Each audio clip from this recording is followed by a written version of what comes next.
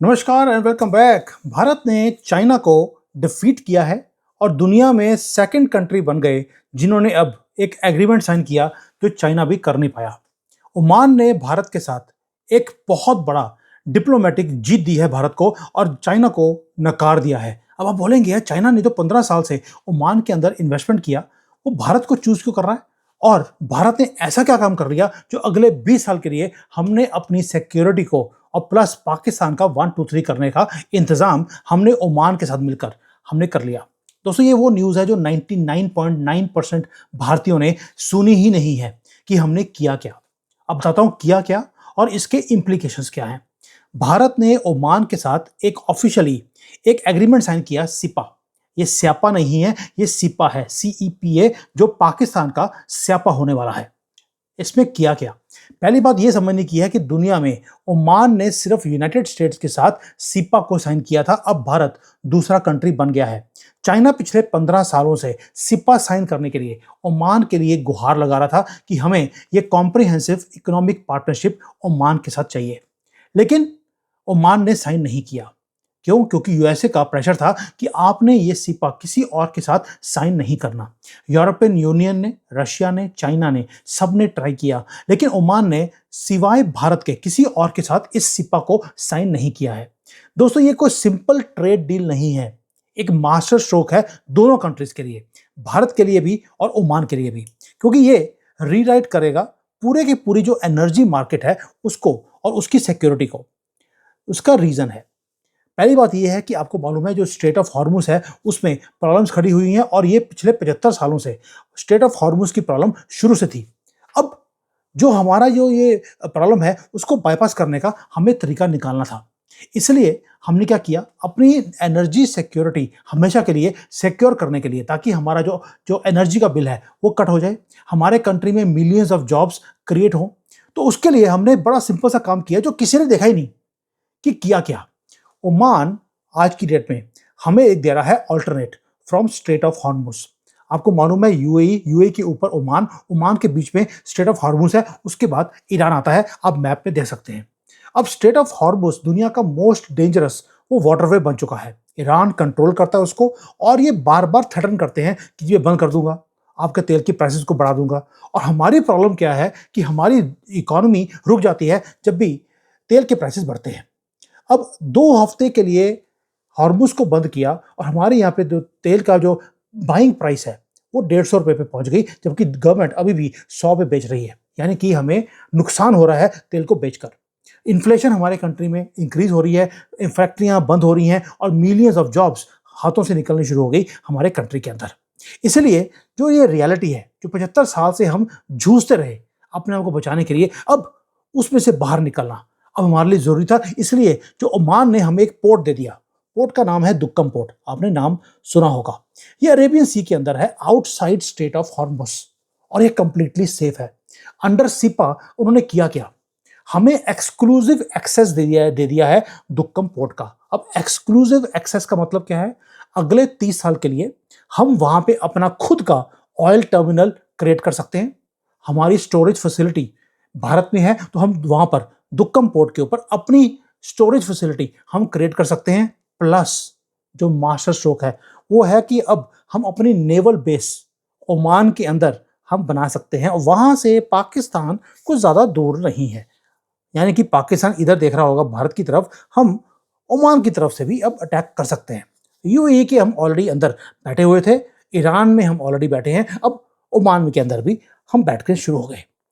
दोस्तों अब होगा क्या, पाकिस्तान का 1 2 3 बात की बात है। पहला ये है कि जो सऊदी अरेबिया, इराक, कुवैत जहां से हम तेल लेते हैं वो जाता है स्ट्रेट ऑफ हॉर्मुज में से, वहां फंस जाता है। अब वो तेल आएगा दुक्कम पोर्ट पे पर, दुक्कम पोर्ट के ऊपर वहां पे हमारी शिप खड़ी होगी, वहां पे अनलोड होगा और उसके बाद आराम से वो चला जाएगा भारत के अंदर। हमें स्ट्रेट ऑफ हॉर्मुज में एंटर करने की जरूरत नहीं है और ना ही ईरान के थ्रेट के ऊपर हमें कोई फर्क पड़ने वाला नहीं है। और कोई भी हमारी गर्दन अब पकड़ नहीं सकता कि जी मिसाइल आ गया, पोर्ट बंद हो गया, कुछ नहीं होगा। और ये गेम ओवर है मोस्ट ऑफ द कंट्रीज के लिए। गेम ओवर क्यों बोल रहा हूं, क्योंकि जब आपका ओमान के अंदर आप तेल होल्ड कर रहे हैं, वहां पे पोर्ट आपके पास है, किसी और को भी तेल चाहिए हमसे ले लो, हमारे पास तो तेल पड़ा वहां पर, अब दुनिया का तेल पहले हमने रशिया से लेकर निकाला था, अब हम ओमान के थ्रू दुनिया का तेल निकालने वाले हैं। और ये भारत की जो सबसे बड़ी वनरेबिलिटी थी वो थी तेल की सिक्योरिटी, वो हमने खत्म कर दी। अब ये तो सिर्फ एक वन स्मॉल पार्ट है, दूसरा पार्ट बताता हूं जो इससे भी ज्यादा जबरदस्त है। सीपा के अंदर ओमान ने बोला कि जितने प्रोडक्ट्स भारत से ओमान जाएंगे उसके ऊपर ड्यूटी 0 कर दी है। अंडा कुछ नहीं लगेगा, 97% से ज्यादा जो चीजें भारत से जाने वाली हैं उसके ऊपर कोई ड्यूटी नहीं लगेगी। इसका मतलब ओमान जो है, ओमान से सामान जाएगा मिडल ईस्ट में, मिडल ईस्ट के बाद जाता है अफ्रीका में। कौन कौन सा सामान जाता है? टेक्सटाइल्स, फार्मास्यूटिकल्स, इंजीनियरिंग गुड्स, ये सारी अब फ्लड करने वाली हैं ओमान की मार्केट में। ओमान बोलता है कि यार दुबई भेजते हो, दुबई से आगे ट्रांजिट करते हो, जरूरत नहीं है, अब मेरे पोर्ट यूज करो ना। पोर्ट भी मेरा नहीं, पोर्ट भी आपको दिया, आप ही का पोर्ट, आप ही का सामान, आप दुनिया भर में बेचते रहो। दोस्तों, इसके बदले में एक ही चीज होगा कि ओमान की मार्केट के थ्रू हम लोग अफ्रीका, यूरोप के अंदर अपना माल बेच सकते हैं और वो प्राइसेस इतनी कम होंगी क्योंकि इसको कोई बीट नहीं कर सकता, क्योंकि इंपोर्ट ड्यूटी 0 है।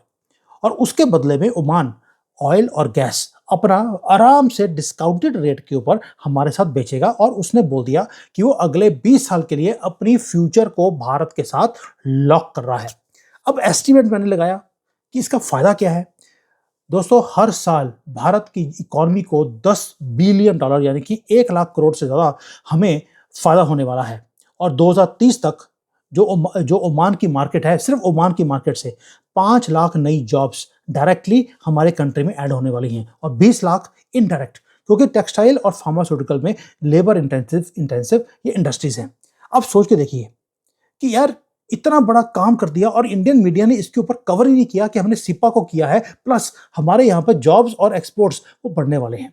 नाउ आप सोच रहे होंगे बार बार कि यार ओमान, उसने हमें चूज क्यों किया? चाइना ने तो 15 साल से पैसे फेंके इनके मुंह के ऊपर, वहां पर रोड्स, पोर्ट, हॉस्पिटल्स, ये सारा कुछ चाइना ने बनाया ओमान के अंदर।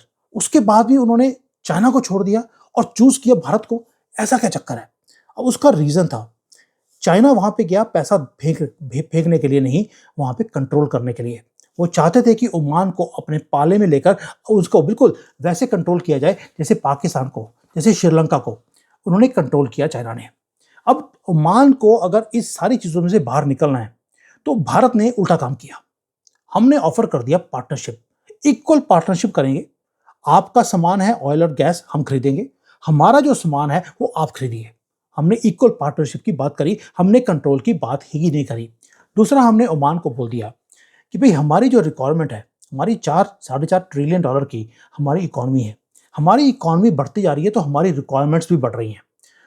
हमारी रिक्वायरमेंट बढ़ रही है, हम आपसे लेने को तैयार हैं, प्लस हमारे पास कुछ और भी देने को है एक्सेप्ट टेक्सटाइल एंड फार्मास्यूटिकल। हमारे पास टेक्नोलॉजी है, मिलिट्री इक्विपमेंट्स हैं जो हम खुद बना रहे हैं, पॉलिटिकल सपोर्ट है, आपको पूरे दुनिया में कहीं चाहिए हम देंगे। और जब ये चीजें टेबल के ऊपर रखी गई कि आपका सामान हम खरीदेंगे और हमारे पास भी बहुत कुछ है आपको देने के लिए, ओमान ने उस डील को ले लिया। और ये बहुत बड़ी डिफीट है चाइना के लिए। अब आप बोलेंगे यार इंडियन मीडिया ने इसको कवर क्यों नहीं किया? क्योंकि इंडियन मीडिया को सुध-बुध ही नहीं है। ये सारी इंफॉर्मेशन मुझे चाइना से मिली है। अब आप समझ रहे हैं कि इनकी वाट क्यों लगी हुई है? क्योंकि हम इनकी वाट लगा रहे हैं हर जगह पर जाकर।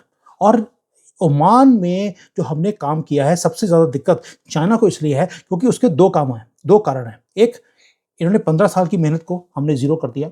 दूसरा, पाकिस्तान के ऊपर नजर हम ओमान से बैठकर हम आराम से कर सकते हैं क्योंकि हमारे पास नेवल बेस वहां पे मिलने वाला है। वो एक बहुत बड़ा चोक पॉइंट है जो पाकिस्तान के लिए और चाइना के लिए, दोनों के लिए अब हम क्रिएट कर सकते हैं। उन्होंने हमें चोक करने की कोशिश करी, इनको हम चोक करेंगे। दोस्तों, चाइना ने बहुत ट्राई करी कि दुक्कम जो पोर्ट है वो उनको मिल जाए, लेकिन नहीं मिला। जैसे जो इसका ईरान का जो पोर्ट था, वहां पर भी इन्होंने बड़ी कोशिश करी, चाबहार पोर्ट चाइना को मिल जाए, नहीं मिला। वही काम हमने दुक्कम पोर्ट के ऊपर भी कर लिया। अब हमने सिर्फ इनको बीट ही नहीं किया, हमने ऐसी मात दी है कि चाइना इस सदमे में से बाहर निकल नहीं सकता। और अब चाइना को कई चीजों के ऊपर हमारे साथ कॉम्प्रोमाइज अब करना पड़ेगा। अब ये तो हो गया कि जो हमने जियोपॉलिटिकली किया है। अब आप बोलेंगे कि सानू फायदा की, भाई भारतीय तो हमेशा अपना फायदा देखते हैं। पहला फायदा ये है कि आपका जो पेट्रोल और डीजल की प्राइसेस हैं भारत में, वो 5 से लेकर 10 रुपए वो कम होने वाली हैं। और अगले 6 महीने में आप देखेंगे कि ये जो प्राइसेस कम होती हुई आहिस्ता-आहिस्ता, कभी 1 रुपया 2 रुपया ये कम होता रहेगा, ये 10 रुपए तक ये कम हो जाएगा। और दूसरा एक काम और भी है कि ईरान जो हमें हॉस्टेज बना के रखा हुआ था, वो खत्म हो गया। तो उसके कारण जो गवर्नमेंट को हमें सब्सिडी देनी पड़ रही थी, वो सब्सिडी देने की ज़रूरत नहीं है। अब वो पैसा जो ड्रेन आउट हो रहा था, वो हमारे डेवलपमेंट में लगेगा, हमारे रोड्स एंड ब्रिजेस वो और बनने शुरू होंगे। आपके जो ग्रोसरी की प्राइसेज़ हैं, जो आप राशन खरीदने जाते हैं, इलेक्ट्रॉनिक के प्रोडक्ट्स खरीदने जाते हैं, उसकी प्राइसेज़ अब कम होने वाली हैं, क्योंकि ट्रांसपोर्टेशन कम होगी जब कॉस्ट, तो उससे जो प्राइसेज़ हैं, वो भी कम हो जाती हैं। इसका मतलब है आपकी हर चीज़ की कॉस्ट वो कम होने वाली है। और तीसरा जो फ़ायदा है वो है अब जॉब्स बढ़ने वाली हैं। किसमें? टेक्सटाइल में, फार्मा, इंजीनियरिंग, कंस्ट्रक्शन, ये 4 इंडस्ट्रीज़ हैं जहाँ पर जॉब्स बढ़ेंगी, पैसा वहाँ पे इन्वेस्ट होगा, उनके एक्सपोर्ट्स बढ़ेंगे, इनके स्टॉक की प्राइसेज़ भी बढ़ने वाली हैं। मैं आपको ये सारी जो क्यूज़ देता हूँ, इसलिए देता हूँ, मुझे कई लोग बोलते हैं कि सर आप एक कोर्स शुरू करो स्टॉक मार्केट के ऊपर। मैं आपको फ्री ऑफ कॉस्ट दे रहा हूँ। मुझे कोई कोर्स बेचने का शौक नहीं है। मैं चाहता हूँ कि आप ये जो जियोपॉलिटिक्स की न्यूज़ है, जिसको मैं यूज़ कर स्टॉक मार्केट में एंटर करता हूँ, आप इनको हर रोज़ सुनिए। जो चीज़ें बता रहा हूँ, ये कन्फर्म चीज़ें हैं जो आगे जाकर आपको फ़ायदा देंगी। Textile, pharma, engineering and construction, ये वो इंडस्ट्रीज़ हैं जो बढ़ने वाली हैं। अब चौथा जो फ़ायदा भारत को होगा, वो ये है एक स्ट्रॉन्गर रूपी अब हमारा आने वाला है। यानी कि ऑयल का जो बिल कम होगा, तो हमारा जो डॉलर के ऊपर डिमांड है वो कम होएगी, तो उसके कारण जो रुपी है स्टेबलाइज़ होगा और एप्रिशिएट करना शुरू करेगा। ऑलरेडी हमने बॉन्ड मार्केट में एंट्री ले ली, इधर से ओमान में एंट्री लिया है, और ऊपर से ब्रिक्स के अंदर हम बहुत बड़ा काम करने वाले हैं, जिसकी मैंने वीडियो बनाया था। ये 3-4 चीज़ें के कारण हमारा जो रुपया है अब 82-83 के ऊपर आकर रुकने वाला है दिसंबर 2026 से पहले-पहले। लेकिन ये सारी चीज़ों के बीच में एक कैच भी है, और वो बहुत बड़ा कैच है। कैच ये है कि यूनाइटेड स्टेट्स हमारे से खफा हो गया है। भई उसने बोल दिया कि मैं अकेला दादा पूरे दुनिया में जिसके पास सिपा था ओमान के साथ। लेकिन इसके अंदर अगर चैलेंजर को मिल गया अमेरिका को, तो चैलेंजर तो वो अपने डोमिनेंस के सामने कोई चैलेंज कर दे, वो तो एक्सेप्ट नहीं करेगा। और भारत है कि हटने का नाम नहीं ले रहा। मोदी जी बोलते हैं तुसी कौन, मेरी कंट्री, मैंने जो करना है करूँगा। इसलिए जो भारत ने वहाँ पर पोर्ट ले लिया, नेवल बेस बना रहा है दुक्कम में, ये डायरेक्ट कॉम्पिटिशन है, क्योंकि अमेरिका का जो बेस है वो है बहरीन में, बिल्कुल पास में, और वहाँ पर भारत अपना बेस बना रहा है। अमेरिका की दादागिरी को आप चैलेंज कर रहे हैं। इसलिए उन्होंने रिटेलिएट करने के लिए 12.5% टैरिफ का एक थोड़ा-सा बता दिया कि जुलाई से आपके ऊपर 12.5% टैरिफ लगेगा। 2 रीज़न है, ब्रिक्स में हम अल्टरनेट पेमेंट सिस्टम लेके आ रहे हैं ताकि डॉलर में हमें काम करने की ज़रूरत ना पड़े। और दूसरा, हमने ओमन वाला स्यापा शुरू कर लिया। इससे जो सिपा किया है हमने साइन, और स्यापा हो गया है अमेरिका के साथ। दोस्तों, ये सिर्फ ट्रेड डील की बात नहीं है, ये डायरेक्ट मैसेज भी है यूएसए के लिए कि तुम्हारी दादागिरी का टाइम वो खत्म हो गया है। और अमेरिका क्या बोल रहा है? अमेरिका ने हमें एक मैसेज भेजा अभी-अभी कि हमारे से दोस्ती करनी है, तो हमारे से कर लो, या अगर आपने ओमान के साथ दोस्ती करनी है, तो फिर हम वो करेंगे कि आपकी रेजिम भी चेंज करवाएँगे, आपके ऊपर टैरिफ भी लगाएँगे, और राहुल गांधी को प्रधानमंत्री बना के बैठा देंगे। अब ये जो टास्क है, इसके बीच में से भारत क्या चूज़ करेगा? भारत पीछे हटने वाला नहीं है, ये हमने ऑलरेडी अमेरिका को बोल दिया। ओमान की डील या रशिया की डील, वो नॉन नेगोशिएबल है। हमारी एनर्जी की सिक्योरिटी इंडिया फर्स्ट के अंदर आती है। तुम्हारी पॉलिसी अमेरिका फर्स्ट की है, हमारी इंडिया फर्स्ट की है। ये कब बोला? जब मार्को रूबियो भारत में बैठे हुए थे, उसके मुंह के ऊपर जयशंकर जी ने प्रेस कॉन्फ्रेंस में ये चीज़ बोल दी। इसीलिए जब वो वापस गया है, उसको कोई छोड़ने भी नहीं गया। ये हालत थी मार्को रूबियो की। दोस्तों, ये तो वो चीज़ें हैं जो सारी की सारी हो रही है। प्लस हमें एक और चीज़ दिखती है, इतना बड़ा पंगा मोदी जी ले कैसे रहे हैं, वो भी अमेरिका जैसी पावर के साथ। उसका रीज़न है कि यूएसए ऑलरेडी मिडल ईस्ट को वो छोड़ के जा रहा है, या बोल दीजिए ऑलरेडी छोड़ के जा चुका है। अब भारत का जो नेबर है हमारा ओमान, वो हमेशा ही रहेगा, बेशक अमेरिका वहाँ पे है या नहीं है। इसलिए हमने ओमान के साथ दोस्ती बना ली, यूएई के साथ हो गई, और वहाँ पे बैठकर हम पूरा का पूरा अपने ट्रेड और एनर्जी की सिक्योरिटी की हमने नींव रख दी अगले 20-30 साल के लिए। अब देखिए, यूएई, ओमान, कतर, तीनों के साथ 30-30 साल की हमने एग्रीमेंट करे हैं। लेकिन इसके पीछे एक बहुत बड़ा रिस्क भी है। रिस्क ये है, वो है ओमान एक रिस्की कंट्री है। वहाँ का जो सुल्तान है, सुल्तान हैतम, वो 71 ईयर्स के हो चुके हैं। उन्होंने अपना एक नया जो उसका अगला सक्सेसर है उसको चूज नहीं किया और ना ही कोई क्लैरिटी है कि अगला सक्सेसर वो बनेगा कौन।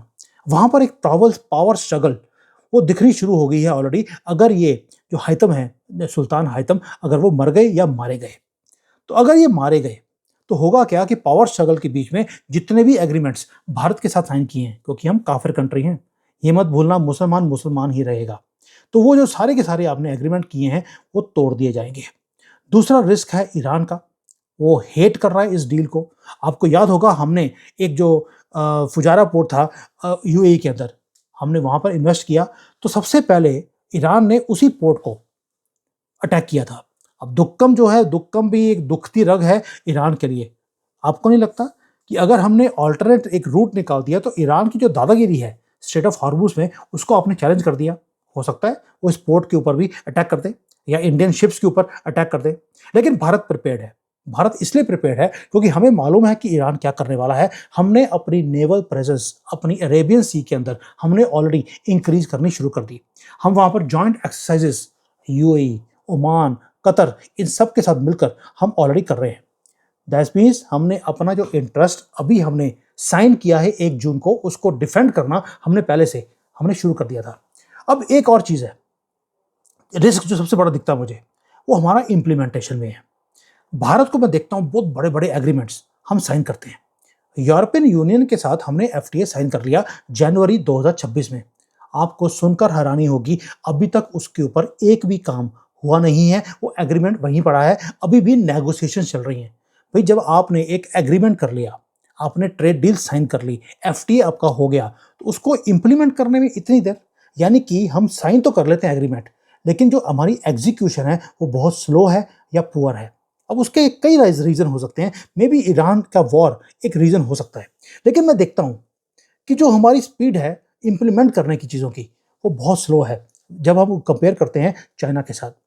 दोस्तों अब अगर हमें इसको चीज को तेजी से आगे लेके जाना है तो दुक्कम पोर्ट के ऊपर जो हमें फैसिलिटी मिली है वहां पर कंस्ट्रक्शन बहुत फास्ट हमें करनी पड़ेगी ताकि हम एडवांटेज ले सकें। जो टैरिफ कट का हमें प्रपोजल दिया है ओमान ने, ये डील हम वेस्ट ना करें, इसके ऊपर मेरी नजर रखेगी और मैं छोड़ दूंगा गवर्नमेंट को, ऐसा हो नहीं सकता। आपको मेरी नेचर का मालूम है। अगर मुझे लगता है कि देश की तरक्की के लिए कोई चीज स्लो या गलत है, सबसे पहले मैं बोलता हूं दोस्तों। लेकिन मुझे ऐसा लगता है इस बार कि थोड़ा सा गवर्नमेंट के अंदर सीरियसनेस है। वो क्यों बोल रहा हूं? क्योंकि गवर्नमेंट ने 50,000 करोड़ रुपए दुक्कम प्रोजेक्ट के लिए अनाउंस कर दिए। इतनी जल्दी? अभी तो आपने एग्रीमेंट साइन किया है और आपने टारगेट भी दे दिया 50,000 का, और साथ में ये बोल दिया कि अगले महीने काम शुरू होना चाहिए और डिजाइन बनते रहेंगे, तुम काम शुरू कर दो। ये भी पता नहीं कौन सा तरीका है। बट ये भी बोल दिया कि जो कंपनी इसका प्रोजेक्ट का वो लेगी, टेंडर लेगी, उसे बहुत तेजी से काम करना पड़ेगा। क्या बोला उनको? इस साल के एंड तक भारत का पहला ऑयल टैंकर दुक्कम पोर्ट से, अपने पोर्ट से लोड होना चाहिए। और अगले साल से 100 से ज्यादा कंपनियों को बोल दिया आप ओमान में प्रोडक्शन शुरू करो या वहां पे सेल करनी शुरू करो। जितने बड़े बिजनेस हाउसेज हैं उनको बुलाकर ये टारगेट दे दिया गया है। और साथ में बोल दिया कि 2028 तक हमारा टारगेट है कि दुक्कम पोर्ट भारत का main energy hub middle east के अंदर बनने वाला है और ओमान हमारा लार्जेस्ट ट्रेडिंग पार्टनर होगा दुनिया में। ये अनाउंस किया है भारत ने कि हम यूएसए के ऊपर डिपेंडेंसी को कम कर रहे हैं। जितना हमारा सेल या एक्सपोर्ट्स यूएसए को कम होंगे, उतने ही एक्सपोर्ट्स हम ओमान में बढ़ाकर बराबर कर देंगे। इसलिए जो 75 साल से हमें हॉस्टेज बना के रखा हुआ था, हमें एक पैसिव प्लेयर हम बन के बैठे हुए थे यूएसए के सामने भी और मिडिल ईस्ट के अंदर, वो काम खत्म हो गया। अब साइड लाइन पे बैठकर हमें देखने की जरूरत नहीं है। जो दूसरी कंट्रीज हमें कंट्रोल करती थी, हमें बताया जाता था कि कौन सी कंट्री से एनर्जी लेनी है, किस रेट पे लेनी है और कौन सी करेंसी पे लेनी है। हमारी इकोनॉमी को इन्होंने हॉस्टेज बना के रखा। दोस्तों ये सारे काम जो है ना, ये जो जिसको बोलते हैं कि पुरानी आदतें, वो चेंज हो रही हैं। जो इसी को बोलते हैं, एक ही बात बोल रहा हूं मैं आपको, कि जब ओमान जैसा कंट्री जिसके ऊपर इतनी इन्वेस्टमेंट चाइना ने की हो, आप उसको पीछे छोड़कर आगे निकल जाएं, इसका मतलब है आपने दुनिया का ट्रस्ट आपने जीतना सीख लिया है। आप पार्टनरशिप दे रहे हैं, चाइना डोमिनेशन की बात करता है। इसी को बोलते हैं ग्लोबल पावर। चाइना बनना चाहता है सुपर पावर दुनिया का। हम बोलते हैं तुसी भी ग्लोबल पावर, अस्सी भी ग्लोबल पावर, आइए मिलकर एक दूसरे की हेल्प करें। और फाइनली दुनिया ने नोटिस करना शुरू कर दिया कि भारत गेम को डिफरेंटली खेल रहा है। दोस्तों, ये सिर्फ एक सिंपल ट्रेड डील नहीं है, ये सिपा, ये पाकिस्तान, चाइना, अमेरिका सबकी नाक में दम करने वाला है। और ये मोमेंट है भारत का वर्ल्ड स्टेज के ऊपर एंटर करने का। एंड मुझे खुशी इस बात की है कि हम विटनेस कर रहे हैं इन सारी चीज़ों को। और अभी तो यह गेम हमने शुरू करी है। मुझे खुशी इस बात की है कि हमारी इकोनॉमी डाउन जा रही थी, हमारा रुपया नीचे जा रहा था। गवर्नमेंट ने कुछ बहुत हार्ड स्टेप्स वो लेने शुरू कर दिए। अपने पैसे को हमने, या डॉलर जो हमारे पास रिजर्व में पड़े थे, हमने उनको यूज नहीं किया। हम उसको बर्न कर सकते थे, हमने नहीं किया है। हम उसके बजाय हम एक ऐसी पार्टनरशिप्स कर रहे हैं दुनिया भर के साथ जिसको मैं बोलता हूँ इम्पॉसिबल। आप ओमान के साथ चाइना को पीछे करके एक एग्रीमेंट साइन कर लें, ये तो कभी you cannot even think. Bond market में अब जो टैक्स है 20% का, अब उसको खत्म कर रहे हैं ओवरनाइट। इतने सालों से बोल रहे थे इसको खत्म कर दो, कैपिटल टैक्स को, नहीं किया, अब कर रहे हैं। अब दुनिया भर के जो बॉन्ड मार्केट के पैसे हैं वो भारत में आने वाले हैं। तो ये जो सारे हार्ड स्टेप्स हैं कि आपने कॉम्प्रोमाइज भी नहीं किया और लॉन्ग टर्म विजन लेकर आप ये काम कर रहे हैं, hats off to you. I am happy government has started looking into things differently. हो सकता है वेस्ट बंगाल जीतने के बाद अकल आ गई हो, आई डोंट नो, बट जो हो रहा है जबरदस्त हो रहा है। थैंक यू, जय हिंद, वंदे मातरम।